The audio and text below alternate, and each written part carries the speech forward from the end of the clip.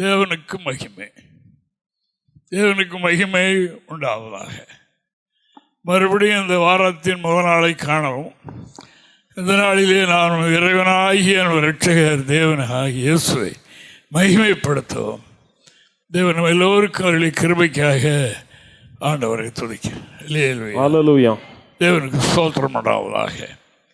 அன்பான தேவனுடைய பிள்ளைகளை, நம்ம அடிக்கடி சொல்கிற வார்த்தை எம்மட்டும் நிர்மலமாக இருப்பது கர்த்தருடைய கிருபை, இரக்கங்களுக்கு முடிவில்லை.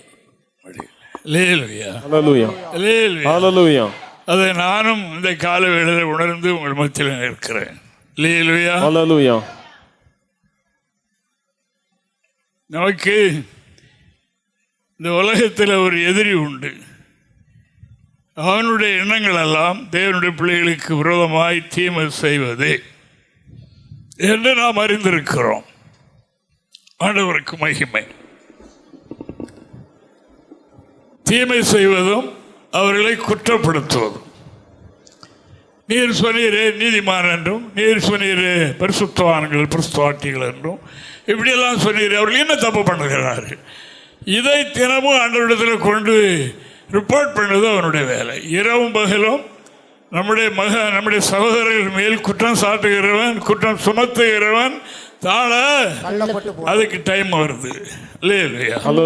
அந்த வேலையை நம்முடைய வாயை யாருடைய வாயும் செய்தராம ஜாக்கிரதையா இருப்போம். தேவனுக்கு மகிமை. நம்முடைய வாய் நம்முடைய தேவனுடைய பிள்ளைகளை குற்றப்படுத்துகிற நாவு யாருக்கு இருக்கிறதோ அவர்கள் யாருடைய பணியை செய்கிறார்கள்? சாத்தானுடைய வாயா இருக்கிறார்கள், சாத்தானுடைய வாயா இருக்கிறார்கள் என்பதை நான் உங்களுக்கு சொல்லுகிறேன். ஆலயத்தில் வந்து இந்த வேலை செய்கிறீர்கள் என்றால் உங்களுக்கு வரக்கூடியதை எண்ணி நான் அலறுகிறேன். ஆண்டவரிடத்தில் எப்படி ஆண்டவரை இதை தாங்குவார்கள் அப்படின்னு சொல்லி அந்த வேலை புதிய எருசலேமுக்குள்ளே சாத்த ஆரம்பிச்சிருக்கிறான். அதுபடினால ரொம்ப ஜாக்கிரதையாக நான் 2 தடவை எச்சரித்து கொண்டே இருக்கிறேன். கவனமாக இருங்கள். ஆலயத்துக்கு வருவது கர்த்தருடைய ஆசீர்வாதத்தை பெறுவது. நேற்று ராத்திரி, நேற்று மாலையில் ஆராதனைக்காக ஆயத்தப்பட்டு கொண்டிருக்கும் போது கர்த்தர் என்னிடத்தில் சொன்னது, மக்களுக்கு சொல்லிடணும், நான் அங்கே அவர்களை அழைத்து வந்து, எங்கே என்னுடைய ஜெப வீட்டில் அழைத்து கொண்டு வந்து அவர்களை மகிழ பண்ணுவேன். அதுக்கு தான் அழைத்து வர்றார். இங்க வந்து ஆண்டவரை மகிமைப்படுத்தும் போது நமக்கு ஒரே மகிழ்ச்சி தானே. 122 சங்கீதம் 1 வாக்கியத்தில் தாவீது சொன்னார், கர்த்தருடைய ஆலயத்துக்கு போக வாருங்கள் என்று எனக்கு அவர்கள் சொன்ன போது மகிழ்ச்சியா இருந்தது. அலுவலர்கள் ராஜாக்களுக்கு எவ்வளவு இருக்கும் பாருங்க. குற்றம் சாட்டிடலாம், அவர் சரியா ஆட்சி நடத்தல, அவர் சரியா இல்லை, இவர் சரியா இல்லை, இவர் சபையை சரியா நடத்தல, இவர் தான் எல்லாம் செய்துக்கிட்டே இருக்கணுமா அப்படிங்கிற பெரிய ஆட்கள் மத்தியில் இருக்கிறத நான் கேள்விப்படுகிறேன்.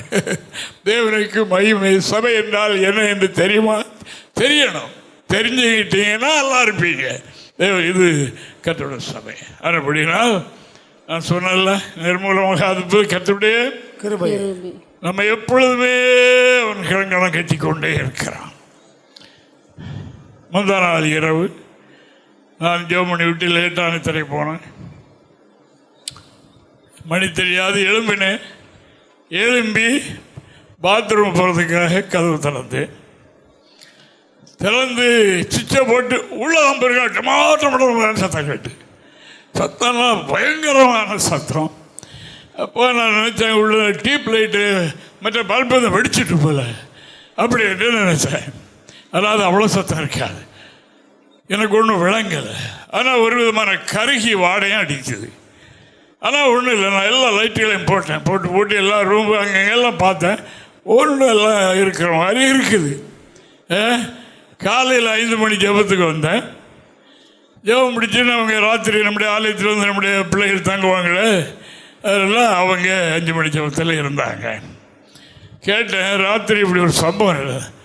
ஆமாம், வெளியே நாங்கள் படுத்திருந்தோம், பயங்கரமான சத்தமாக இருந்து, வெளிச்சம் என்றால் அவ்வளோ வெளிச்சமாக இருந்து அந்த சத்தத்தில்.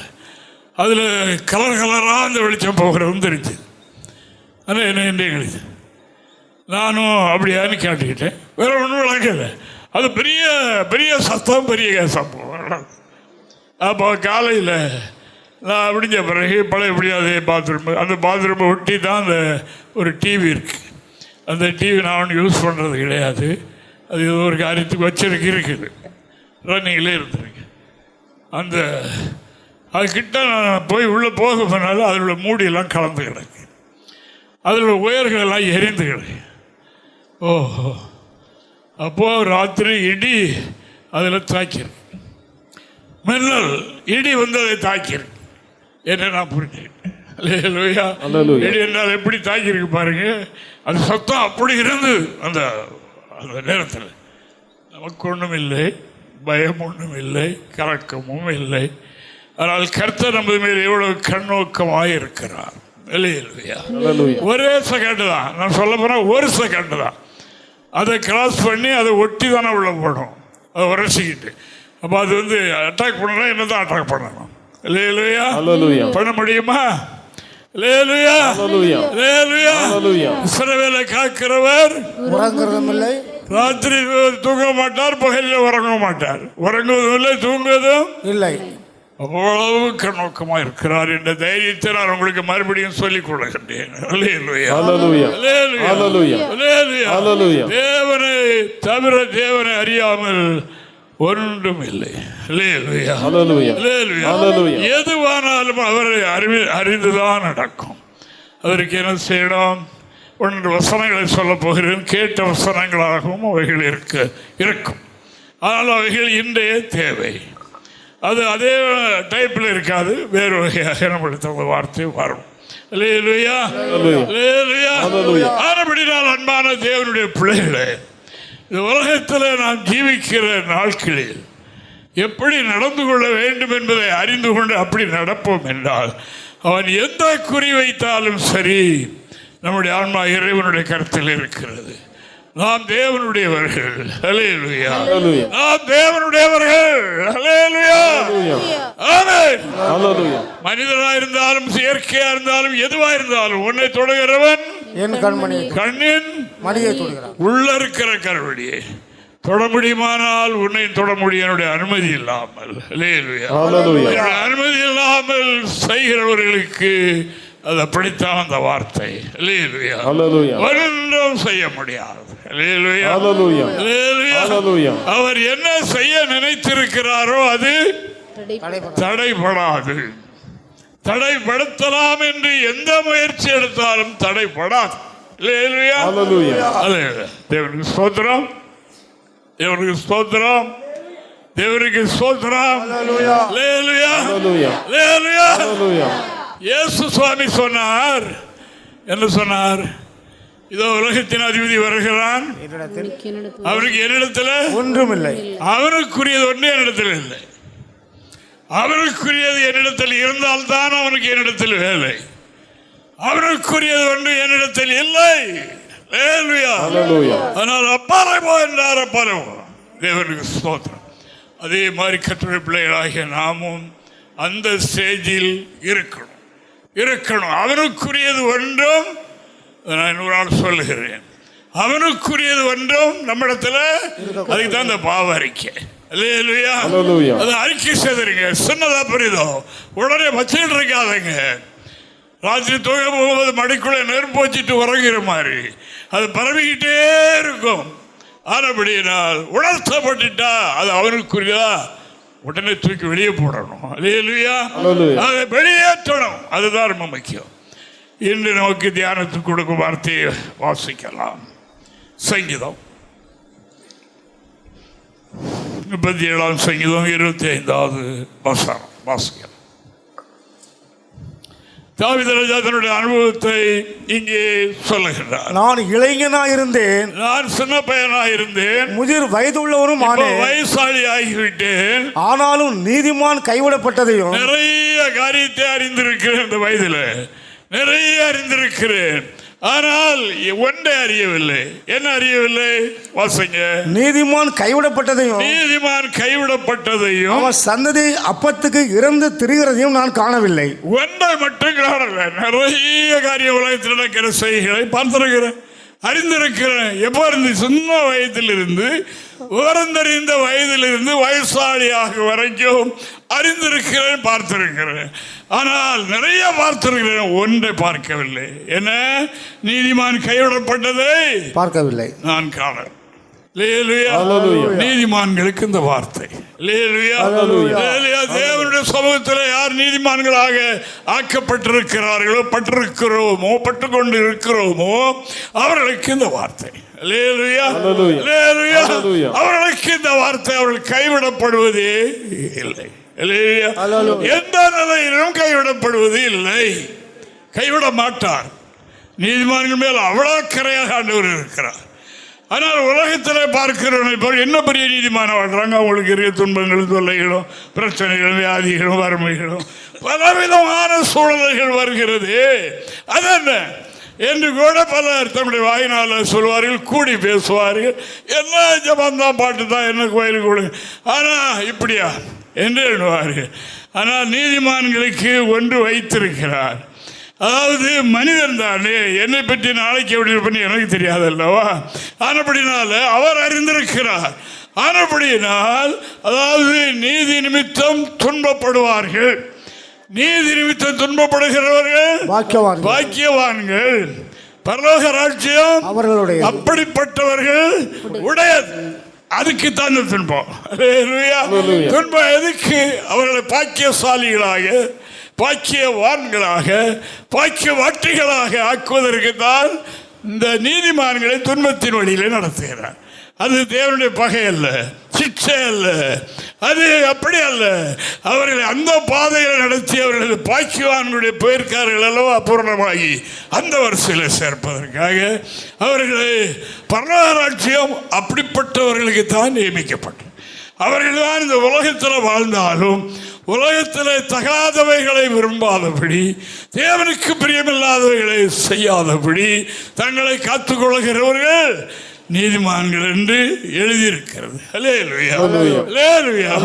ஆனபடியால் அன்பான தேவனுடைய பிள்ளைகளே, அங்கே வேதம் சொல்லுகின்றது, அதாவது நீதிமான்கள் கைவிடப்பட்டதை நான் பார்த்தது. அவர்கள் எவ்வளவு துன்பம் வந்தாலும் கைவிடப்பட மாட்டாங்க. அதுதான், அதில் தான் இருக்குது.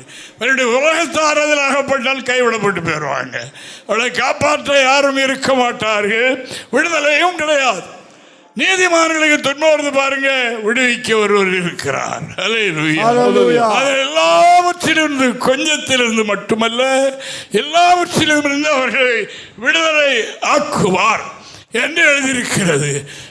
எதற்காக தரப்பட்டிருக்கிறது? நாம் அறிந்து கொள்வதற்காக. அறிவு உலகத்தில் நாம் ஏழைகளாக இருக்கலாம், குடிசை வீட்டில் இருக்கலாம், வாடகை வீட்டில் இருக்கலாம், நமக்கு ஒன்றும் இல்லாத போல் இருக்கலாம். ஆனால் அதாவது இந்த துன்பம் எதற்காக, இந்த நெருக்கம் எதற்காக?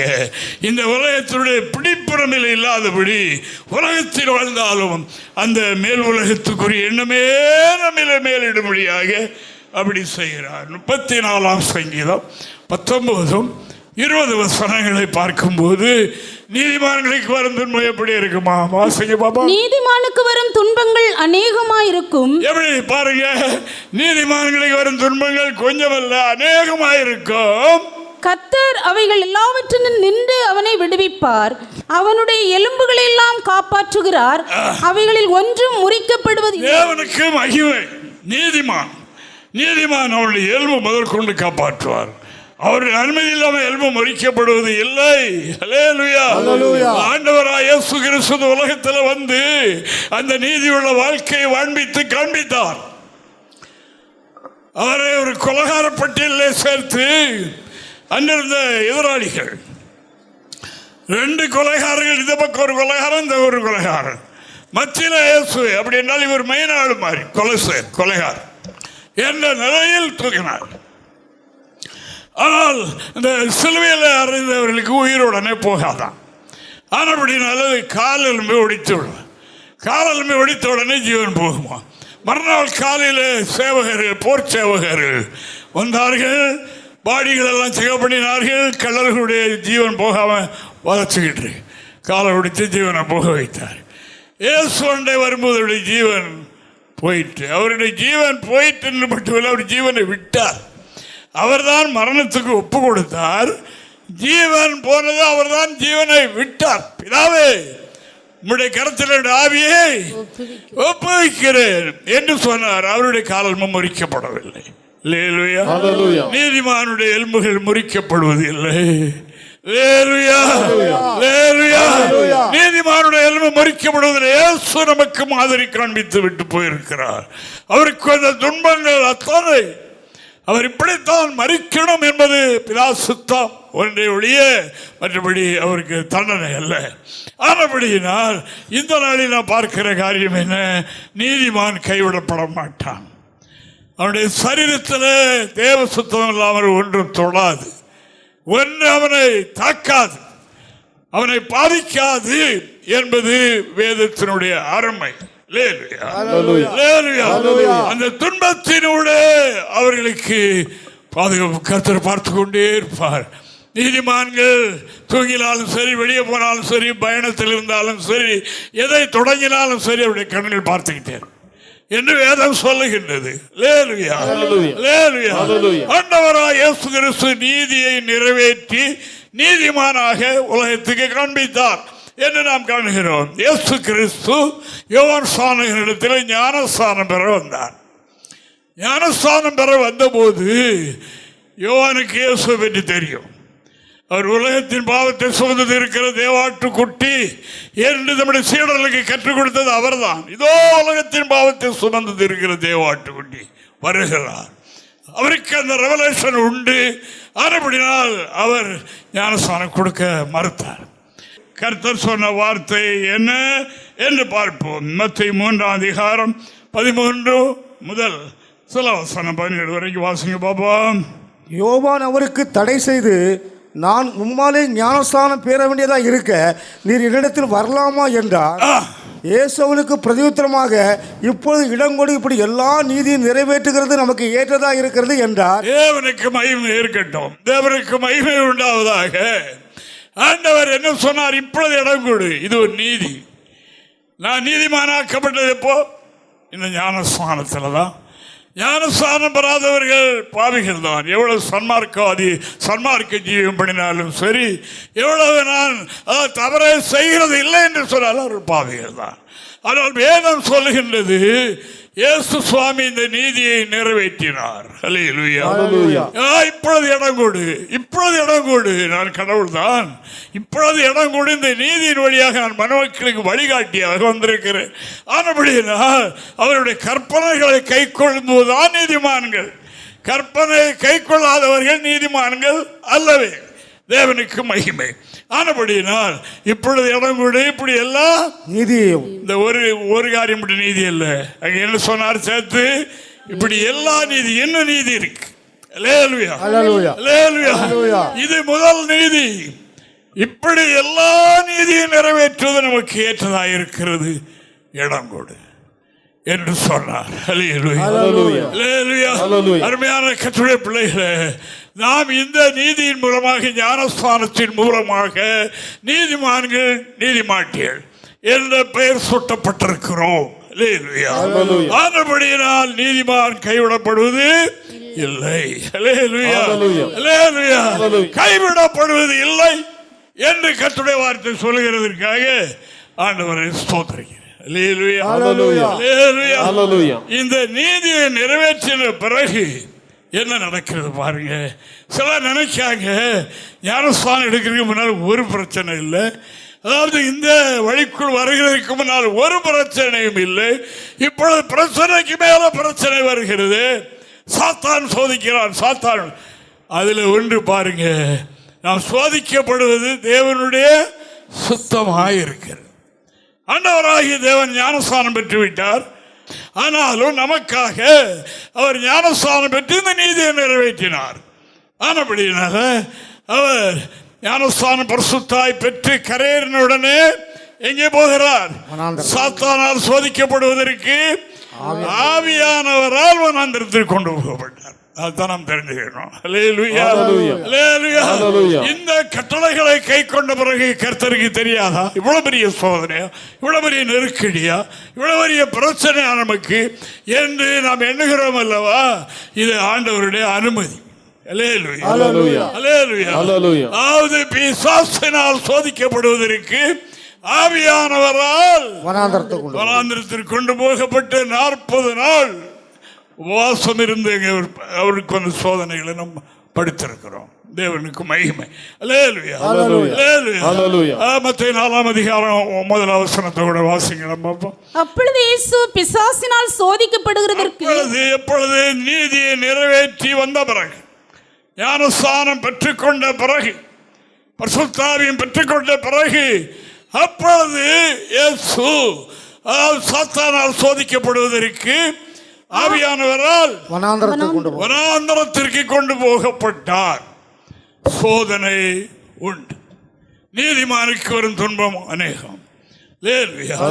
எல்லாவற்றிலும் அவனை விடுவிப்பார், அவனை ரட்சிப்பார். கைவிட மாட்டார். எவ்வளவு பெரிய பிரச்சனையா இருந்தாலும் சரி விடுதலையாக்கி விடுவார் என்பது ஆண்டவர்.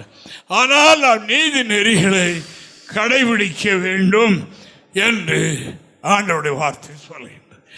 குடும்ப வாழ்க்கையோ, வேலை பார்க்கிற இடத்திலேயோ, நாம் ஜீவிக்கிற இடத்திலேயோ நீதி நீதி என்பதை விட்டு விடவே கூடாது. அப்படி சந்தர்ப்பங்கள் வரும். நமக்கு ஒரு அருமையான சகோதரன் இருந்தார். ரயில்வேல வேலை, இந்த பழைய இரும்புகளை பாதுகாக்கக்கூடிய அப்படி ஒரு டிபார்ட்மெண்ட்டில் இருந்தார். அங்கே அதில் அவர் அந்த பழைய இரும்புன்னு அது மலை மாதிரி குமிஞ்சு கிடக்கும்.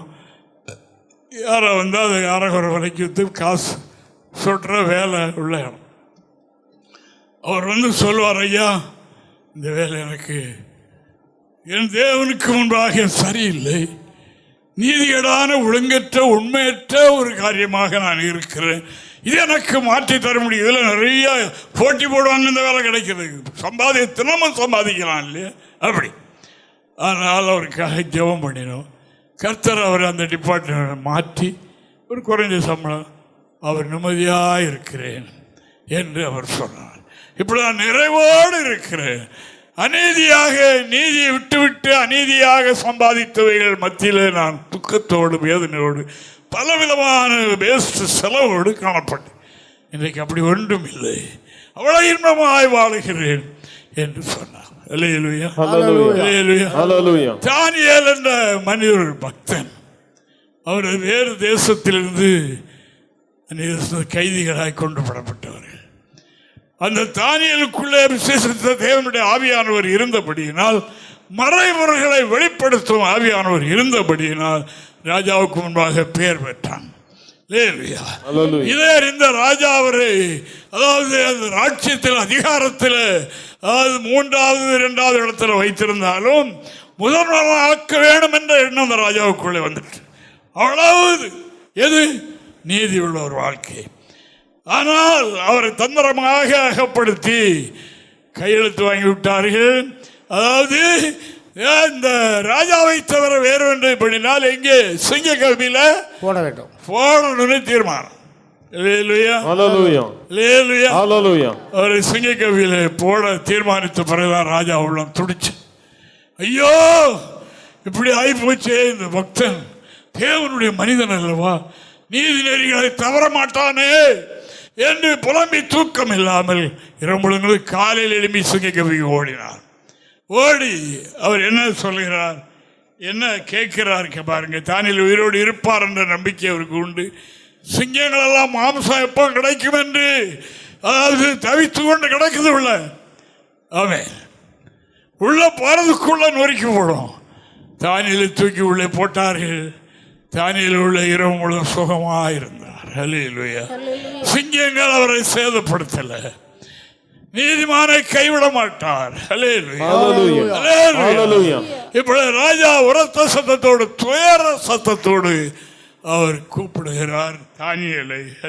தானியேல் 6ஆம் அதிகாரம் 20, 21 வசனங்களை படிப்போம். ராஜா கெபினு கிட்ட வந்தபோது துயர சத்தமாய் தானியேலை கூப்பிட்டு தானியேலே, ஜீவனுள்ள தேவனுடைய தாசனே, நீ இடைவிடாமல் ஆராதிக்கிற உன் தேவன் உன்னை சிங்கங்களுக்கு தப்புவிக்க வல்லவரா இருந்தாரா என்று தானியேலை கேட்டார். எப்படி இருந்தார் அவரு?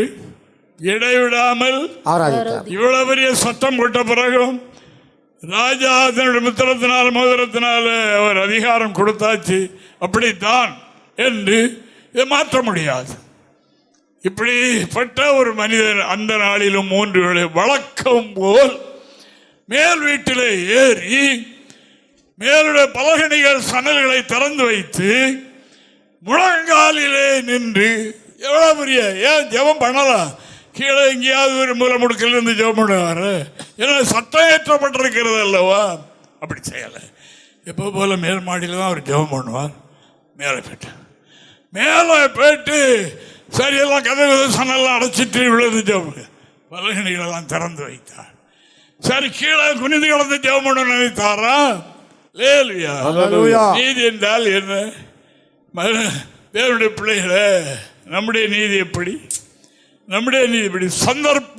சந்தர்ப்பவாதிகளாக இருக்கிறோமா அல்லது வெளியேதான் பக்தியும் அதாவது நன்றியும் காட்டுறோமா?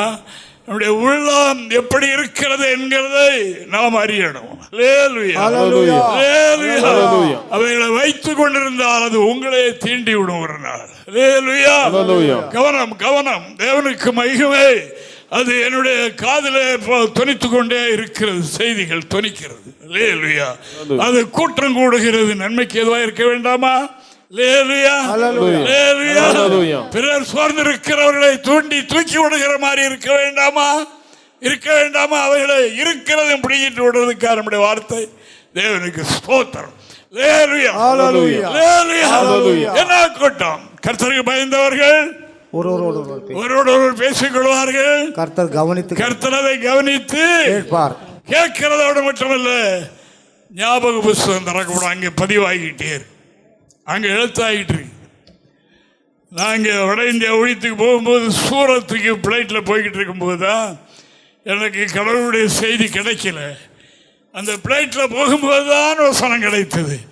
அந்த நேரத்தில் வானம் திறந்திருக்கிறதையும் அங்கே இந்த சிங்காசனம் போடப்பட்டு அங்கே புஸ்தகங்கள் வைத்திருக்கிறத நான் பார்த்தேன். இருக்கிறது அருமையானவர்களே, இருக்கிற இடத்துக்கு தான் வந்திருக்கிறீங்க. கவனம். தேவனுக்கு மகிமை. ஆனபடியினால் நாம் சொல்லுகிற ஒவ்வொரு சொல்லுக்கு ஒரு நாள் கணக்கு கொடுக்க வேண்டியது வரும் ஆண்டவரிடத்தில். வெளிப்படத்தில் செய்த வெளியரங்கமாய் பேசும். இத்தனாம் தேதி என்ன நாள், என்ன இடத்துல, இன்னாரோடு என்னதான் வரும். கவனமாக இருப்போம். இந்த தானியேல் ராஜா அதிகாரம் கொடுத்தாச்சு. அவரை தவிர வேற யாரும் மணங்கிற பிடிச்சி சிங்கப்பையில போட்டு அவர் வழக்கம் போல் மேல் வீட்டில் ஏறி பலகைகளை திறந்து வைத்து அங்கே முழங்காலில் நின்று ஜெபம் பண்ணினார். எதிராளிகள்லாம் பார்த்துட்டான். ராஜாட்ட சொன்னான். அப்போதான் ராஜாவுக்கு திடுக்கிட்டது. இந்த பக்தனை கொலை செய்யல்லவோ இப்படி தீர்மானம் பண்ணியிருக்கிறார். அங்கே நீ இடைவிடாமல் ஆராதிக்கிற உன் தேவன் உன்னை தப்புவிக்க வல்லவராய் இருந்தாரா என்று கேட்டார். என்ன சொல்றார் பாப்போம். அப்பொழுது தானியேல், ராஜாவே, நீர் என்றும் வாழ்க. சிங்கங்கள் என்னை சேதப்படுத்தாதபடிக்கு தேவன் தம்முடைய தூதனை அனுப்பி அவைகளின் வாயை கட்டி போட்டார். ஏனென்றால் அவருக்கு முன்பாக நான் குற்றமற்றவனாக காணப்பட்டேன். அவருக்கு முன்பாக குற்றமற்றவனாய் நடந்தேன். ராஜாவாகிய உமக்கு முன்பாகவும் நான் நீதிகேடு செய்ததில்லை என்றார். ஆமா, அதனால சிங்கனை சேதப்படுத்தவில்லை. அதுதான் முக்கியம். ஜெபம், பாட்டு படிப்பு அது ஒரு பக்கம், அது இரண்டாவது. இது என்ன என்றால், ராஜாவே, நான் தேவனுக்கு முன்பாக குற்றமற்றவன். நீர் இந்த ராஜ்யத்தில் எனக்கு பல பொறுப்பை கொடுத்திருக்கிறீர். அந்த பொறுப்பில் நான் நீதிகேடு செய்யவில்லை. ராஜா பார்த்து கொண்டா இருக்கிறார். இவருக்கு இதெல்லாம் செய்யணுமா என்று நான் எண்ணவில்லை. நான் ராஜாவே உமக்கு முன்பாக நீதி கேடு ஒன்றும் செய்யவில்லை. ஆனபடினால் சிங்க என்னை சேதப்படுத்தாதபடி தேவன் தம்முடைய தூதரை அனுப்பி அதனுடைய வாயை கட்டி போட்டார். இந்த வார்த்தை உங்களுக்கும் எனக்கும் இன்றைக்கு. நீதிமான் கைவிடப்படுவதில்லை. சிங்க கவியா இருந்தாலும் கைவிடப்படுவது இல்லை. அது இயற்கையினுடைய சீற்றமாயிருந்தாலும் கைவிடப்படுவது இல்லை. தேவனுக்கு மகிமை. அன்பான தேவனுடைய பிள்ளைகளை, நாம் தேவனுக்கு பயந்துதான் ஆலயத்துக்கு வருகிறோம். ஆனால் நம்மிலே நீதிகேடு இருக்கக்கூடாது. நீதிகேடு இருக்குமானால் அந்த வார்த்தை நமக்கு உரியதாக இருக்காது. ஆண்டவர் சொன்னார், தடை செய்யாதே, இந்த நீதியை நிறைவேற்ற இடம் கொடு. ஞானஸ்தானம் என்பது தேவ நீதி, இதற்கு இடம் கொடு. இப்படி எல்லாம் இந்த நீதி மட்டுமல்ல, இப்படி எல்லா நீதியும் இன்னும் நிறைய நீதி இருக்கு, அதெல்லாம் நிறைவேற்றும். அது அந்த நீதி எங்க பார்க்கிறது? பைபிள்ல தானே பார்க்கணும். எப்படி எப்படி என்று அழகா எழுதியிருக்கிறது அல்லவா? மனைவி கணவனுக்கு கீழ்ப்படியணும், பிள்ளைகள் பெற்றோர்களை கனம் பண்ணணும், மூப்பவர்களை கனம் பண்ணணும், தங்களை நடத்துகிறவர்கள் தங்களுக்காக உத்தரவாதம் பண்ணுகிறவர்களாக இருக்கிறபடியினால், விழித்திருக்கிறபடியினால் அவர்கள் உங்களுக்காக ஜெபம் பண்ணுவாங்க. துக்கத்தோடு ஜெபம் பண்ணா உங்களுக்கு ஆசீர்வாதமா இருக்கு. அவர்கள் சந்தோஷமாக உங்களுக்காக ஜெபம் பண்ணா உங்களுக்கு ஆசீர்வாதம். அவர்கள் துக்கத்தோடு ஜெபம் பண்ணினால் உங்களுடைய ஒவ்வொரு அசைவையும் அவர்கள் அறிவார்கள். கடவுளே அறிவார், தேவ மனிதர்களும் கொஞ்சம் அறிவார்கள். உள்ளத்தில் என்ன தோன்றுகிறது, என்ன அசட்டுத்தனங்கள் என்கிறதெல்லாம் அவர் அறிவார். இதெல்லாம் அங்கே பதிவாகிறது. இதை மட்டும் மனதில் வைத்துக் கொள்ளுங்கள். இதை மட்டும் மனதில் வைத்துக் கொள்ளுங்கள். இது உத்தரவாதமான ஒரு ஊழியம். இங்கே சபை சேர்ந்த சிலருக்காக நான் 2 வேளை பெயரை சொல்லி அந்த குடும்பத்தின் பேரில் ஜெபம் பண்ணிக்கொண்டே இருக்கு. எவ்வளவு எனக்கு பல காரியங்கள் அங்கே போயிட்டு லேட்டாக வந்தாலும் அதை பண்ணிவிட்டு தான் நான் இந்த ஃபுல்லைட் ப்ரேயருக்கு நான் இடையில இன்று ஒரு மணிக்கு கொஞ்சம் அதில் போயிடும்.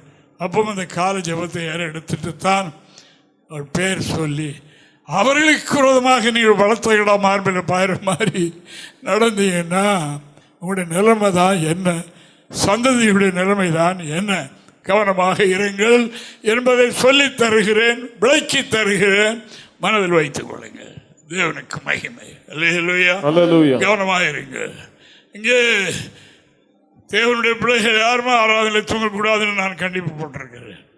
நான் ஏற்கனவே ஒரு நாள் சொன்னேன், பாம்பேயிலிருந்து ஒரு வயசான ஊழியக்காரர், பாம்பேயில் அவர் வெளியே உள்ளவர், அலைந்ததிலிருந்து ஊழியம் செய்தவர் எடுத்தார். அவர் நான் இங்கே ஊருக்கு தமிழ்நாட்டுக்கு போகிறேன் என்று நாசரேத்தூர், நான் வெளியூருக்கு ஆராதனை, பெரிய வயசான ஆள். அப்போ அவர் இங்கே தான் இருப்பார். பாஸ்வரால் சொன்னாங்க, இவ்வளோ வயசான மனிதனை இப்படி வச்சிருக்கிறமே, நம்ம ஊழியர் ஒரு சில வைக்கணும். அப்போ அவர் இங்கேருந்து தூங்குவார். அப்போ பாஸ்டர் சொன்னாங்க, ஐயா இப்போ உங்களை மேலே வயசுக்காக நாங்கள் மேலே வைக்கிறோம், நீங்கள் அங்கேருந்து தூங்கக்கூடாது, தூங்கினீங்கன்னா மக்கள்லாம் பார்ப்பாங்க, அது ரொம்ப இடைஞ்சலாக போயிடும். அவர் வசனம் ரொம்ப படித்தவர், ஆனால் அவர் வெளியே போய் சொல்லுகிறார், ஐயாவுக்கு தெரியாது உங்களுக்கு ஆண்டவர் தமக்கு பிரியமானவனுக்கு நித்திரையை கொடுக்கிறார் என்று வேதம் சொல்லுகிறது. அங்கே இருக்கிற அத்தனை பேரும் முடிச்சிருக்கிறதுனால அவருக்கு மேலே பிரியலை இல்லையா, தூங்குறவங்க மேலே பிரியமா இருக்கு. வசனம் பதில் சொல்ல முடியாது, ஏன்னா அவருக்கு வசனம் தெரியும் அல்லவா. இது வள்ளியூர் சபையில் நடந்த சம்பவம்.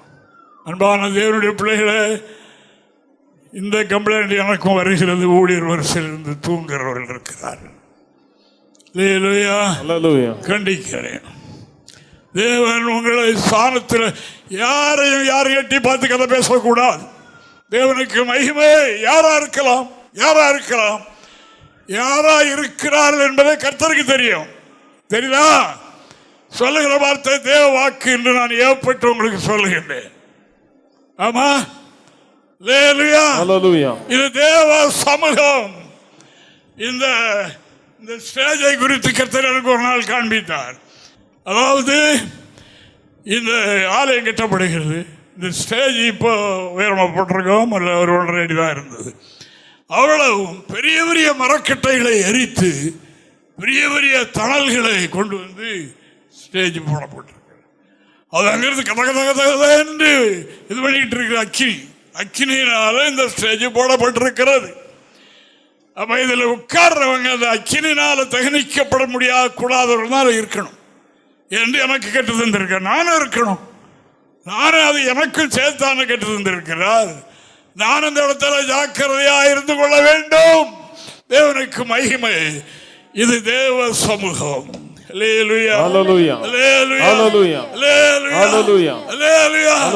நீங்கள் நன்மையாக எடுத்துக்கொண்டால் உங்களுக்கு நன்மை தேடி வந்துடும். அது நீங்கள் வேற முடிப்பு போட்டீர்கள் என்றால் அது அவுக்க முடியாது. உண்மைதான், உண்மைதான், உண்மைதான். தேவன் பிரசன்னமாக இருக்கிற இடத்துல ஜாக்கிரதையா இருக்கணும் என்ற உணர்வு இருக்கும். அதாவது இது எருசலேம் என்றும் சியோன் என்றும் அழைக்கப்படுகின்றது. தேவனுக்கு மகிமை. எருசலேம் சியோனை சேர்ந்தவர்கள் எருசலேமிலே வாசமாய் இருப்பார்கள் என்றும் வேதம் சொல்லுகிறது.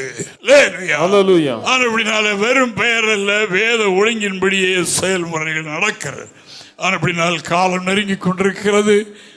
நாமும் இருக்கிறோம். வேகமாய் ஆயத்தப்படுவோம்.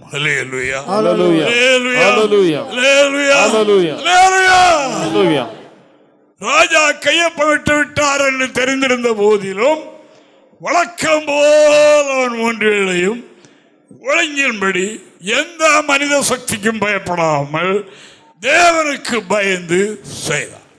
அது மட்டுமல்ல, அவருடைய ஜீவி காலத்தில் தேவனுக்கு பயந்து, ராஜாவே நீர் எனக்கு கொடுத்த அலுவல்கள் வேலை ஜோலி இருக்கிறது அல்லவா, அதுல நீதிகேடு நான் செய்ய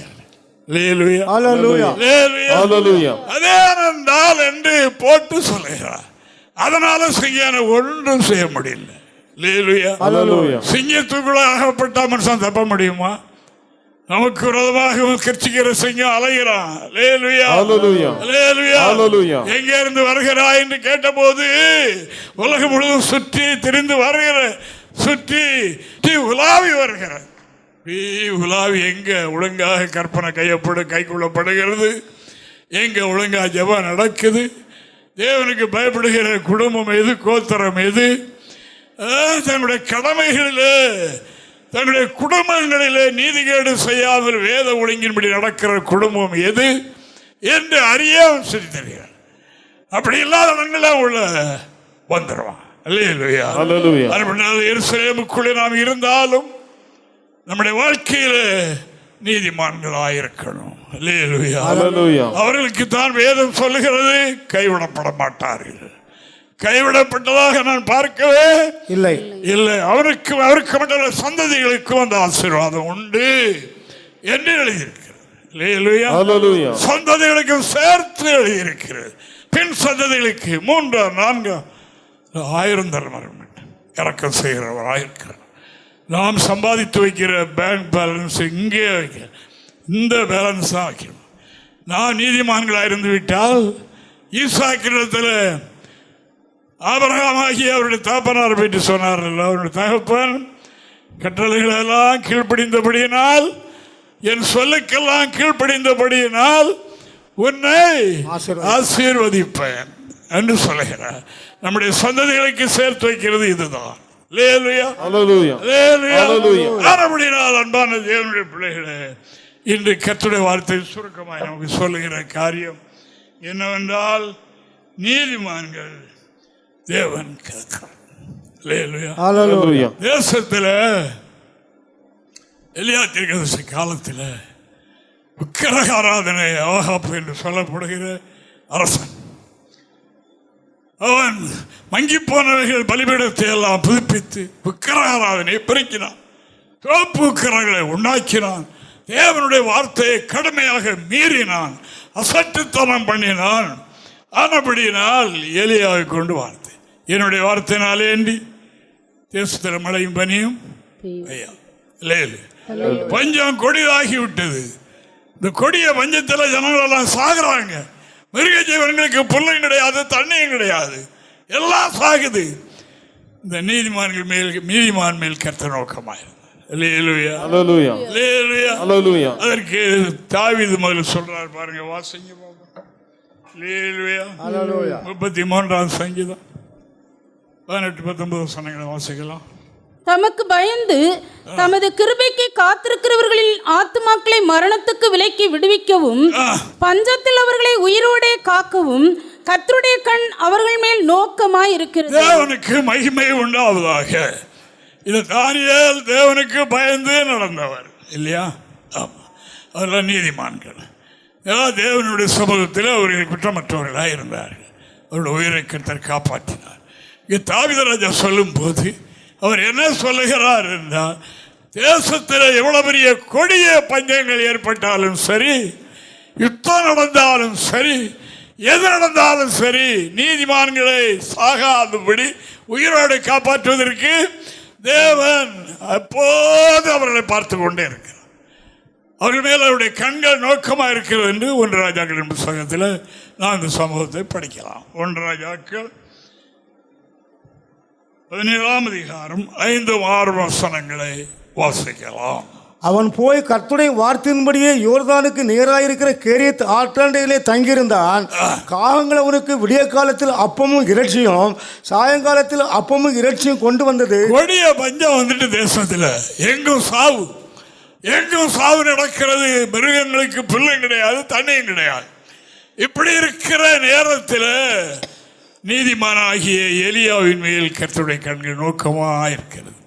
அவனை உயிரோடு காப்பாற்ற வேண்டுமே, சாகாதபடி காக்கணுமே என்ற எண்ணம் அவருக்கு உண்டாகி, நீ போய் புறப்பட்டு போ, கெரித் ஆற்றங்கரையில் எங்க ஒரு ஆறு ஓடுது, அந்த ஆற்றங்கரையில் போய் உட்கார்ந்து மறைந்துரு, அங்கே நான் உன்னை போஷிப்பேன், உனக்கு ஆகாரம் கொடுப்பேன், தாகத்துக்கு இந்த ஆற்று தண்ணீரை சாப்பிட்டுக்கொள் என்று சொல்லி அனுப்பினார். இவர் இப்பொழுது கெரித் ஆற்றங்கரையில் போய் இருக்கிறார். வாசங்க.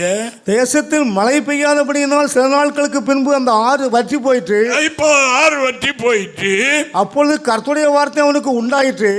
அவன் எழுந்து சீதோனுக்கு சாரிபாத் ஊருக்கு போய் அங்கே தங்கியிரு, உன்னை பராமரிக்கும்படி அங்கே இருக்கிற ஒரு விதவைக்கு கட்டளையிட்டேன் என்றார். அங்கே ஒன்றுமில்லாத ஒரு ஆத்துமா தான். அந்த ஆத்மா ஒரு நீதி உள்ள வாழ்க்கையில இருந்திருக்கும் போல தேவனுக்கு மகிமை.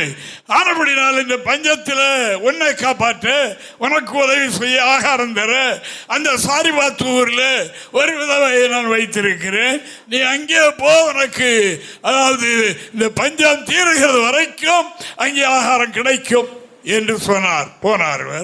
அப்படியே அவன் எழுந்து சாரிபாத்துக்கு போனான். அந்த பட்டணத்தின் ஒளிமுக வாசலுக்கு அவன் வந்தபோது அங்கே ஒரு விதவை விறகு பொறுக்கி கொண்டிருந்தாள்.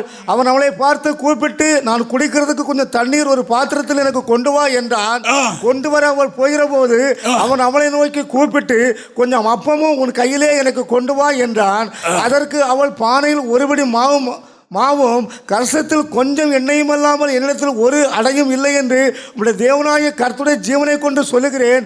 இதோ நானும் என் குமாரனும் சாப்பிட்டு செத்து போக அதை எனக்கு அவனுக்கு ஆயத்தம் பண்ணுகிறதுக்கு 2 விறகுகளை பொறுக்குகிறேன் என்றால், அப்பொழுது எலியா அவளை பார்த்து, பயப்படாதே, நீ போய் உன் வார்த்தையின்படியே ஆயத்தப்படுத்து, ஆனாலும் முதல் அதிலே எனக்கு ஒரு சிறிய அடையை பண்ணி என்னிடத்தில் கொண்டு வா, பின்பு உனக்கும் உன் குமாரனுக்கும் பண்ணலாம். கர்த்தர் தேசத்தின் மேல் மலையை கட்டளையிடும் நாள் மட்டும் பானையில் மா செலவழிந்து போவதும் இல்லை, கலசத்தில் எண்ணெய் குறைந்து போவதும் இல்லை என்று இஸ்ரவேலின் தேவனாய் கர்த்தர் சொல்லுகிறார் என்றார். அப்படியே ஆயிற்று. நீதிமானை பஞ்சத்தில் உயிரோடு காப்பதற்காக கர்த்தருடைய கண்கள் அவன் மேல் நோக்கமாயிருக்கு. உலகத்தில் பஞ்சமோ யுத்தமோ கொலை நோயோ எது நடந்தாலும் சரி, நீதிமான்கள் எங்கே இருக்கிறார் என்று பார்த்து அவர்கள் மேல் நோக்கமாக இருக்கிறார். அவர்களை காப்பாற்ற, அவர்களுக்கு துன்பங்கள் உண்டு, மடிந்து போக மாட்டார்கள், மடிந்து போக மாட்டார்கள். அதாவது நீதிமானை பஞ்சத்தில் உயிரோடு காக்கும்படியாக கர்த்தருடைய கண்கள் நோக்கமாக இருக்கு. எங்கும் சாவும் நடந்து கொண்டே இருக்கிறது. தேசத்தில் எல்லாம் சாகுது. தம்முடைய நீதிமானாகி பக்தன் மேல் கர்த்தர் கண் வைத்திருந்தார். அங்கே போ, இங்கே ஆற்றுல தண்ணி இல்லையா, அங்கே போ என்று ஒரு உதவி வீட்டுக்கு அனுப்பி பஞ்சம் தீர்கிறது வரைக்கும் அங்கே போஷிக்கப்பட்டார். ஏன் எழுதப்பட்டிருக்கிறது என்று சொன்னால், சில வேலை செய்து ஐயா இப்போ வந்துட்டு விலைவாசி ஏறிட்டு இப்படியா எல்லாம் சொல்லுவாங்க. நடக்கட்டும். அதில் என்ன விலைவாசி ஏறினா கர்த்தர் அது கேட்ட பிரகாரம் விலைவாசி வைந்தால் நம்முடைய கையை கர்த்தர் வைத்துவார். அவ்வளோதானே. இதில் என்ன இருக்கு? தேவனுக்கு மகிமை. ஆனபடினால அதை பற்றி நாம் கவலைப்பட வேண்டாம். அவைகளை வாங்கும் சக்தியை கர்த்தர் நமக்கு தருவார். நம்மை காப்பாற்ற கர்த்தர் அதற்குரிய ஒரு ஏற்பாடு பண்ணியிருப்பார். அது நடக்கும். இந்த கேரி சாத்தங்கரையில் இருந்த அவருக்கு இந்த காகம் என்ன கொண்டு கொடுத்தது? என்ன கொடுத்தது? கஞ்சியா? கஞ்சியா கூழா? அப்பமும் இறைச்சியும். ஆமா. தேசத்துல பஞ்சம் ஏற்பட்டு பக்தனுக்கு என்ன ஆகாரம்? அவனுக்கு என்னது? சப்பாத்தியும் இறைச்சியும். காலையிலையும் அல்ல, மத்தியானம் கொடுக்கல. ஆனபடினால காலையிலையும் மாலை தவலில் சுடப்பட்ட அப்பம் இந்த எலியாவுக்கு கொடுக்கப்பட்டது. தந்தூர் ரொட்டின்னு சொல்லுவாங்க. கொலஸ்ட்ரால் உள்ளவங்களுக்கு பிரச்சனை இல்லை. அது சாப்பிட்டா கொலஸ்ட்ரால் வராது. எண்ணெய் போடாமல் நெருப்புல சுட்டு கொடுக்கிற அப்பா. ஆனபடினால் தேவனுடைய பிள்ளைகள, தேவ நீதிமானை பஞ்சத்தில் உயிரோடு காக்க அவருடைய கண்கள் நமக்கு இவ்வளவுதான் தெரியும். இந்த அனந்தமானம் தெரியாது, பார்க்க முடியாது. உலகம் முழுவதும் பார்க்கிற கண்ணை உடையவர். உலகத்தின் கடகோடியில் இருக்கிற நீதிமானையும் காண்கின்ற தேவன். வீட்டுக்கு தெரியாமல் ஜமானுடைய மனைவி, அப்பா அவளுக்கு தெரியாமல், யாருக்கு தெரியாம ஓடிட்டான். ஓடி அங்க வனாந்திரத்தில் அலைஞ்சுக்கிட்டு இருக்கிறத யார் பார்த்தா? ஒருவரும் பார்க்கலன்னு நினைத்தான். யார் பார்த்தா? கர்த்தர் பார்த்தா. நீர் என்னை காண்கிற தேவனை யாரும் பார்க்கலன்னு நினைச்சேன். நான் இந்த சம்பவம் யாருக்கும் தெரியாதுன்னு நினைத்தேன். நீர் பார்க்கிறீரு. உம்முடைய கண்கள் அவ்வளவு தூரம். 7 அக்கினி கண்கள். 7 என்றால் 7 என்று நாம் எண்ணுவதற்கல்ல, பூரணமான பார்வையுடையவர். அப்படி பார்வையுடைய தேவன் நமது தேவன். உடைய முகத்துக்கு மறைவாய் எங்கே ஓடுவேன் கர்த்தாவே? பாலத்தில் படுக்கை போட்டாலும் அங்கே படுக்காரன் என்ன பிடிக்குது, எங்கே போனாலும் பிடிக்குது. நீர் எல்லாம் உமக்கு ஒளிவாய் ஒண்ணுமே இல்லை. இந்த அறிவு, தேவனை பற்றிய அறிவு நமக்கு இருக்கும். ஆனால் எப்போதும் பயந்திருக்கிறவன் பாக்கியவான். எப்போதும் பயந்திருப்பான். நான் திலகா இருக்கிறேன், எல்லா வாசலும் பூட்டியாச்சு, யாரு கண்டான்னு பாப்பாரு. பாப்பாங்க எல்லாம் பூட்டிதான் இருந்து ராத்திரி இடி வந்து தாக்கிருக்கு பாருங்க. அந்த டிவியில் வந்திருக்குல்ல.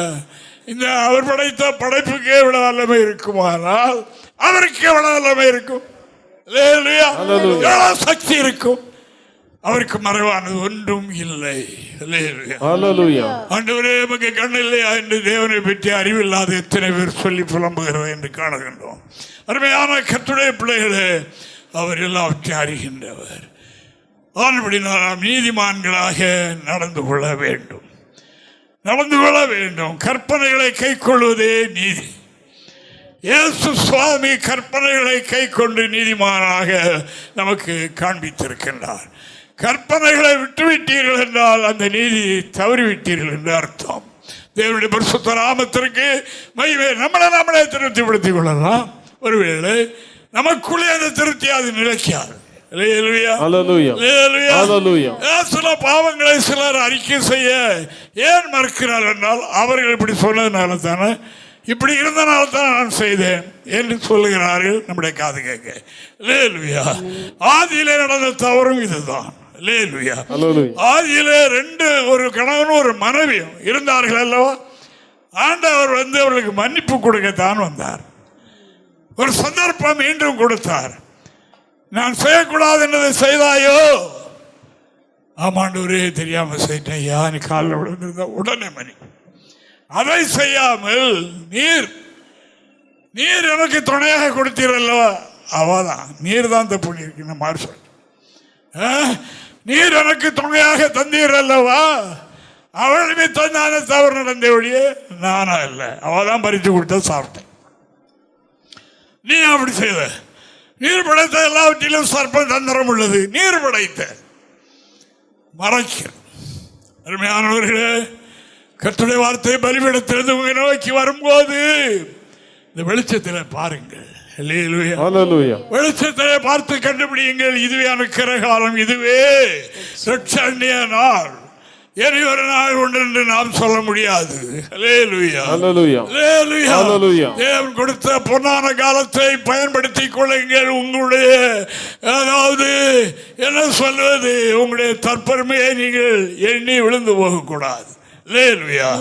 தேவனுக்கு மகிமை உண்டாவதாக. அருமையான கர்த்தருடைய பிள்ளைகளே, இந்த தானியேல் அமிதமாக காக்கப்பட்டார். அவருடைய எலும்புகளில் ஒன்றும் முறிக்கப்படவில்லை. நீதிமானுடைய எலும்புகள் முறிக்கப்படாது. கர்த்தராகிய தேவன் நம்மை நீதிமான்களுடைய வரிசையிலே சேர்த்திருக்கிறார்.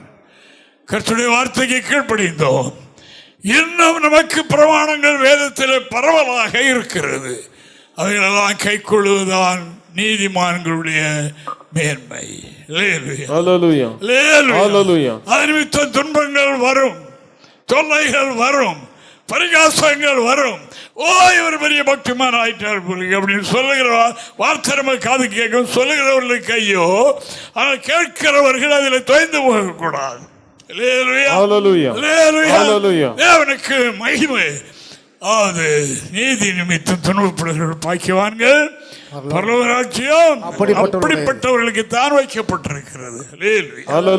அங்கே பரலோகத்தில் ஒரு கூட்ட மக்கள் வெள்ளையங்கி தரித்தவர்களாக நின்றார்கள்.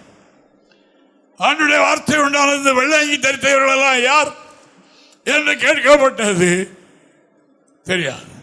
இவரெல்லாம் மிகுந்த உபத்திரத்திலிருந்து வந்தவர்கள். இந்த வெள்ளம் எப்படி வந்தது? இவர்களுடைய ரட்சிப்பின் இவ்வளவு வெண்மையாகிறதுக்கு காரணம் என்ன? உபத்திரம். மனிதனுக்கு கொஞ்சம் இதான உடனே பறக்க ஆரம்பிச்சிடலாம். மனமெல்லாம் பறந்து எங்கே போக ஆரம்பிச்சது. தேவனுக்கு மகிமை. அன்பான கர்த்தருடைய பிள்ளைகளே, நீதி என்பது ரொம்ப முக்கியம். அதை கர்த்தர் நேசிக்கிறார். அவர்களுக்கு கர்த்தர் அதாவது எந்த சூழலிலையும் உதவி செய்ய தயாராக அவருடைய பார்வையில் தான் அவர்கள் இருக்கிறாங்க.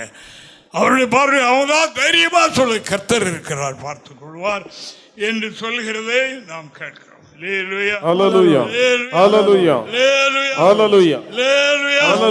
தேவனுக்கு மகிமை என்று சொல்லப்படுகிற இந்த வார்த்தை கர்த்தருடைய வார்த்தை. இதான் பரலோக வாசல் என்று 118 சங்கீதம் 19வது வாக்கியத்தை நாம் நீதியின் வாசல்களை திறவுங்கள், நான் அவைகளுக்குள் பிரவேசித்து கர்த்தரை துதிப்பேன். நீதி வாசல்களை ஒரு வாசல்.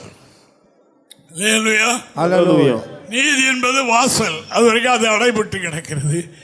நீதி செய்த அந்த வாசல், நீதி செய்யும் போது வாசல் திறந்துடும். நீதியின் வாசலை திறவுங்கள், நான் அவைகளுக்குள் உள்ளே போய் அங்கு உள்ளவைகளை அனுபவித்து கர்த்தரை துதிப்பார்கள், மகிமைப்படுத்துவேன். அன்பான கர்த்தருடைய பிள்ளைகளே, ஆலயத்தில் வரும்போது துதிங்கள் ஏன் சொல்றோம்? எதுக்கு சொல்றோம்? எதுக்காக, யாருக்காக சொல்றோம்? இதை உணர்ந்தவர்கள் துதிக்காம இருக்க மாட்டார்கள். சகல ஜீவன்கள் உம்மை துதிக்க நான் துதியாமல் இருப்பேனோ? காலையில் எனக்கு தெரியுங்க, எனக்கு அலாரம் அடிக்கிறதுக்கு முன்னால், காலை ஜெபத்துக்கு தம்பர் அடிக்கிறதுக்கு முன்னால் பறவைகள் எல்லாம் பாடுகிற சத்தத்தை நான் கேட்பேன். அப்ப நேரம் முடிஞ்சிட்டுன்னு எனக்கு தெரியும். அவையெல்லாம் இறைவருக்கு போவதற்கு முன்னால் பாட்டு பாடுகிறார்கள், தேவனை கூப்பிடுகிறார்கள். ஆண்டவரே, போற இடத்துல எங்களுக்கு பாதுகாப்பு வேணும், எங்களுடைய உயிருக்கு பாதுகாப்பு வேணும், எங்களுக்கு நன்மை செய்யும் என்று பாட்டு பாடிட்டு போறாங்க. அல்லேலூயா. Hallelujah. அல்லேலூயா. Hallelujah. ஆனபடியினால் நீதியின் வாசல்களை திறவுங்க. அல்லேலூயா. Hallelujah. அதற்குள்ளே பிரவேசத்தை கர்த்தரை துதிப்போம்.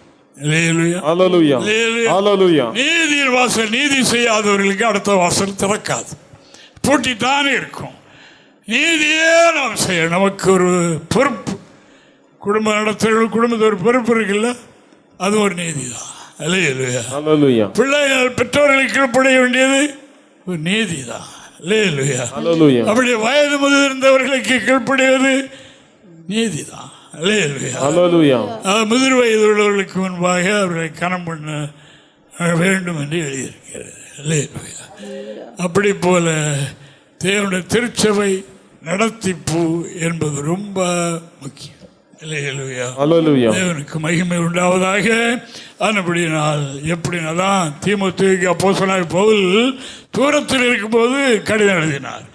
என்ன எழுதினார்? தீமோத்தேயுவே, நான் சீக்கிரமாய் உன்னிடத்தில் வருவேன். நான் வருவதற்கு காலதாமதமானாலும் நீ தேவனுடைய வீட்டில் எப்படி நடந்து கொள்ள வேண்டும் என்ற விதத்தை நான் உனக்கு எழுதுகிறேன் என்று அவர் எழுதுகிறார். அல்லேலூயா. Hallelujah. தேவனுடைய வீட்டில் தேவனுடைய மனிதர்களிடத்தில் எப்படி நடக்கணும் மூலம் தெரியும். அல்லேலூயா. Hallelujah. அல்லேலூயா. Hallelujah. அல்லேலூயா. Hallelujah. நான் இன்றைக்கு ஒரு எழுதி வைத்து இன்றைக்கு தான் என் கையில் கிடைத்தது. அப்படி ஒரு வரிசையாக ஒரு பட்டியல் நீளமாக எழுதி வச்சிருக்காங்க. அதில் முதலாவது உள்ள வாசகம் என்ன என்றால், எலியாவை எலிசா பின்பற்றுகிறார். அவரும் தீர்க்கதரிசி தான். எலியா உயிரோடு போக போறார் என்று அவருக்கு தெரிஞ்சிச்சு. பின்னாலே போறார். அப்போ அவர் சொல்லி பார்க்கிறார், அதாவது நான் இங்கே யோர்தானுக்கு புத்தேலுக்கு போகிறேன், இங்கே இருந்துக்க, இல்லை நான் விட மாட்டேன். யோர்தானுக்கு போகிறேன், இருந்து போக மாட்டேன். எரிகோவுக்கு போகிறேன், முடியாது என்றெல்லாம் சொல்லி பின்பற்றி கொண்டே போகிறார். அவரை பின்பற்றி போகிறார். இப்போ ஆற்றை தாண்டியாச்சு, எனக்கு கொஞ்ச நேரத்தில் எலியா போயிடுவார், மேலே போகிறார். டைம் ஆயிடுச்சு. அப்போ அவருக்கு தெரிஞ்சிட்டு வந்து எதிர்பார்த்து வருகிறான். என்ன செய்யணுப்பா, நீ என்னை விடாப்படியா பின்பற்றுகிறாயே, நீர் பெற்றிருக்கிற வரம் 2 மடங்காக எனக்கு வேண்டும். அல்லேலூயா. பின்பற்றுதல். அல்லேலூயா. ஜெபம் பண்ணுவது உண்டு. ஆண்டவர் எப்படி பகிர்ந்தளிக்கிறார், அதை எப்படி அவர் கொடுக்கிறார் என்கிறதுக்கு ஒரு பெரிய பட்டியல் நான் எழுதி வைத்தேன். அல்லேலூயா. அல்லேலூயா. 2 மீனையும் 5 அப்பத்தையும் கூட ஆசீர்வதித்து ஆண்டவர் மற்றவங்களை வாங்கன்னு கொடுக்கல, சீடலிட்ட கொடுத்து கொடுங்க என்றார். அல்லேலூயா. சீடலிட்ட கொடுத்து தான் கொடுங்க என்றார். இல்லையா? அப்படித்தான் வேதம் முழுவதும் இருக்கு. அதனால அவர் என்ன இவர் என்ன அவர் கிடக்காரு, நான் ஜெபம் பண்ணி பெற்றுக்கிடுவேன், முடியாது. எகிப்திலே பஞ்சம் உண்டாயிற்று. யோசேப்பு ராஜாவுக்கு அடுத்த ஸ்தானத்தில் இருக்கிறார். சாதாரண மனிதன் சிறையில் இருந்து பிடிச்சு கொண்டு வந்திருப்பதான் கொண்டு வந்திருக்கு. அவர் பெரிய மறைபொருளை வெளிப்படுத்தினதுனால ராஜா அவரை கனம் பண்ணிட்டான். எல்லா அதிகாரத்தையும் அவர்கிட்ட கொடுத்துட்டான். இந்த சீட்டை தவிர வர்றவர்களாம் ஓங்கிட்ட வருவாங்க, நீ தான் படி அளக்கணும். இவங்க ராஜாட்ட போய் தான் கேட்கணும். ராஜா விரட்டி விடுவார், அங்கே போய் அங்கே கொடுத்துருக்கிறேன், அங்கே போய் அவன் சொல்லுகிறபடி கேட்டு அப்படி பெற்றுக்கொள்ளுங்க என்று சொன்னார் என்று வேதம் சொல்லுகிறது. இதான் ஒழுங்கு.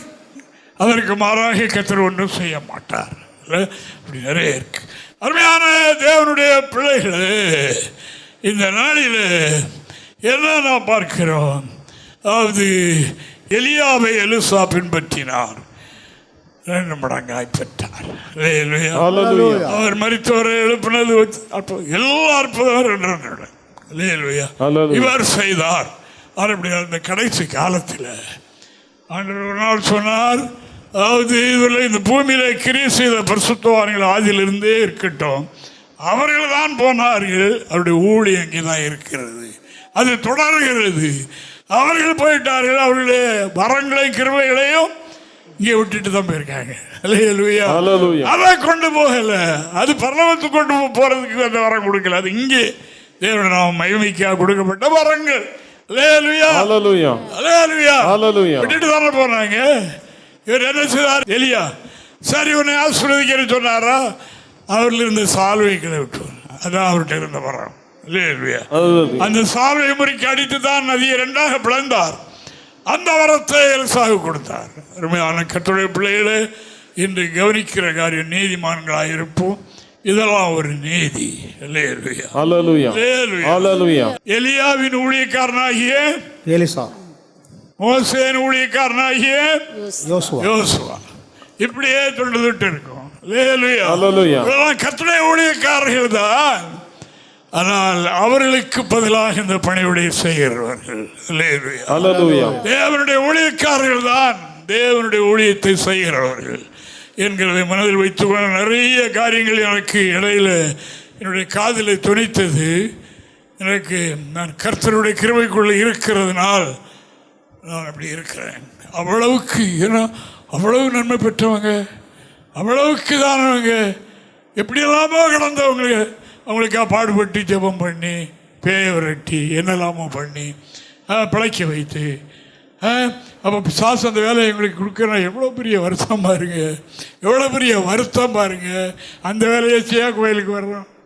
ஆலயத்து செல்லும்போது நடைகளை வார்த்தை சுருக்கமாக இருப்பதா யார் பிரசங்கி எழுதியிருக்கிறார். கோயிலுக்கு வரும்போது நடைய ரொம்ப பந்தோசாக கேட்டு வந்து உள்ள வந்தாச்சா ரொம்ப ஜாக்கு, ரொம்ப ஜாக்கு. கர்த்தருடைய நடமாட்டம் இருக்குங்கிறத நீங்க எனக்கு காணல, கண்டவங்க நிறைய இருக்காங்க. பிதாவுக்கு மகிமை. வார்த்தை சுருக்கமா இருக்கட்டும், வளவள என்று பேசுங்க, ஆண்டவரை பற்றி பேசுங்க, அப்படி செய்து கொள்ளுங்க. இப்போ நான் அந்த இன்டர்நெட்டில் போய்கிட்டு இருக்கேன், எல்லாரும் கேட்கட்டுங்கிறக்காக தான் நான் சொல்கிறேன். எல்லா இடமும் இந்த இது இருக்கும். இல்லையா? ஆனால் எல்லாருக்கும் இது யூஸ்ஃபுல்லாக இருக்கணும். இப்படி பெரிய பிரசங்கத்தை பண்ணி அப்படி இல்லை, அதுவும் தேவை தான். ஆனால் இது ரொம்ப முக்கியம். ரொம்ப ஜாக்கிரதையாக பிள்ளைகள் வளர வளர வாலிப வயதை அடைய அடைய கவனமாக இருக்கணும். இது ஆலயத்துக்கு ஒரு அம்மா அப்பா போகிறாங்க வர்றாங்கன்னு அப்படி நினைக்கக்கூடாது. இது ஆலயத்தில் ஆண்டவரை பார்க்க, ஆண்டவரை தொழுது கொள்ள போகிறோம். அப்படினால் ஆலயத்துக்கு வரும்போது நடைகள் காக்கப்படட்டும், வார்த்தைகள் சுருக்கமாக இருக்கட்டும். தேவனை பற்றி முடிந்தால் பேசுங்க, ஆராதனை முடிந்து பெற்றவைகளை கொண்டு வீட்டிலே கொண்டு போய் அசை போட்டு அதை அதிகப்படுத்தி நீங்கள் பயன்படுத்திக் கொள்ளுங்கள் என்பதை உங்களுக்கு சொல்லிக் கொள்ளுங்கள். பிரகாரம் நீங்கள் நடப்பீர்கள் என்றால், இல்லாவிட்டால் இங்கே வருகிற மக்கள் புதியவர்களுக்கு கொஞ்சம் இடல் தானே. ஈசாக்கின் பயபக்திக்குரிய தேவன், புதிய எருசலேமின் பயபக்திக்குரிய தேவன் நம்ம எல்லாரையும் சேர்த்து சொல்லணும். இந்த எல்கைக்குள் வீண் காரியங்கள் எதுவும் பிரவேசிக்க கூடாது என்பதை நான் உங்களுக்கு, இதுதான் இன்று கூட்டம் ஏறிக்கிட்டு ஒரு இடங்களில் ஏறிட்டு பழைய எல்லாம் சேர்த்து போட்டு மிக்சர் ஆகட்டும். இங்கே ஒரிஜினல் பரலோகத்துக்கு ஆள் எடுக்கிற இடம். வேலைக்கு உத்தரவுட்டா பிரதர் என்று நம்முடைய பிரதர்கிட்ட கேட்ட காலையில் நான் கொஞ்சம் வாக் பண்ணும்போது அவரை பார்த்தேன். சொன்னாருக்கு இன்டர்வியூக்காக பாம்பேக்கு கூப்பிட்ருக்காங்க. வேலை சவுதியில். அப்போ அங்கே இன்டர்வியூ வச்சு பாஸ்போர்ட் அங்கே அனுப்பேன். இது இங்கே அதுதான் பரம எருசலேம் அங்கே இருக்குது, மேலே அங்கே இருக்குது. இங்கே புதிய எருசலேம், இங்கே அந்த பரம எருசலேமுக்கு ஆள் அனுப்புற எடுக்கிறவங்கிறார். அந்த பரம எருசலேமுக்கு இங்கே ஆள் எடுக்கப்படுகிறது. இங்கே புல்லசாயி எல்லாவற்றுக்கும் ஓகே, எல்லா கற்பனைகளையும் கை கொண்டார்களா?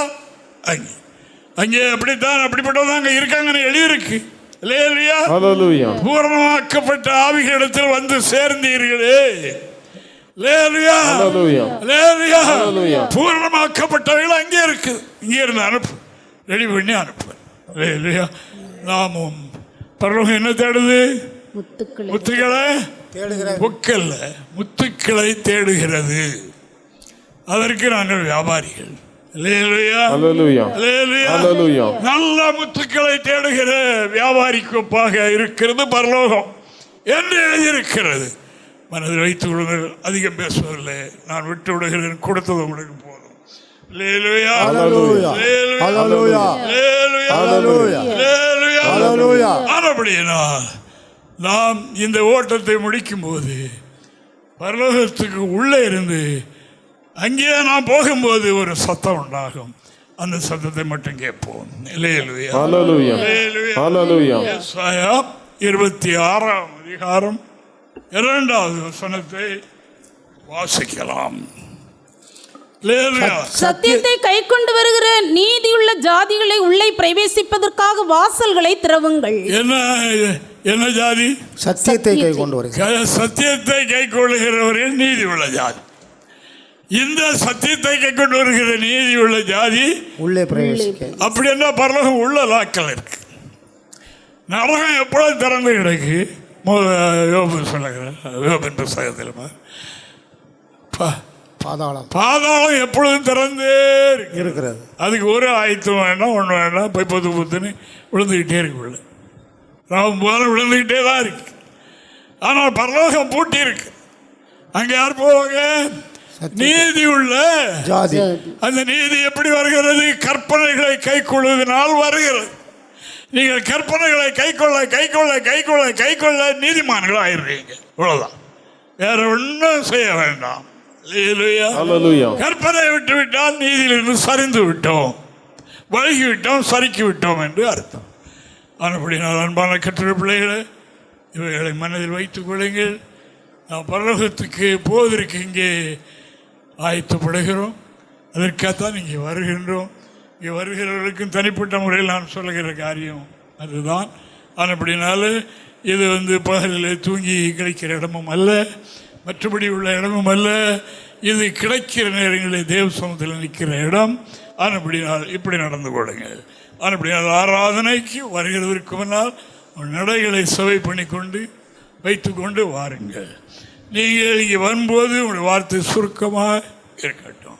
ரொம்ப பேசினால் நீதிகளான வார்த்தைகள், அதிகப்படியான வார்த்தைகள் வந்துடும். அப்படினால் சுருக்கமாக இருக்கட்டும். பெற்றுக்கொண்டவைகளை வைத்து கொண்டு நாம் வீட்டுக்கு போகும்போது நிறைவோடு செல்வோம். இறைவன் நம்மை ஆசீர்வதிப்பார். நீதிமான்களை கர்த்தராகிய தேவன் அதாவது காப்பதற்கு வல்லவராயிருக்கிறார்.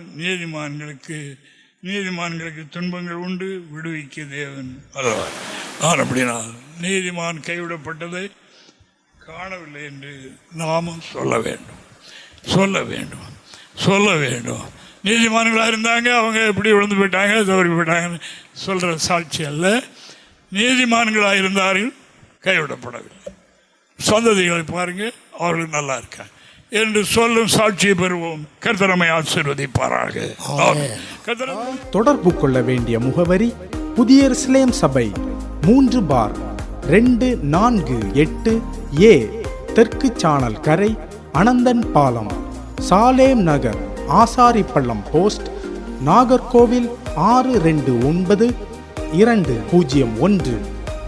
எங்களது தொலைபேசி எண் 8931313126 மற்றும் 94895299462.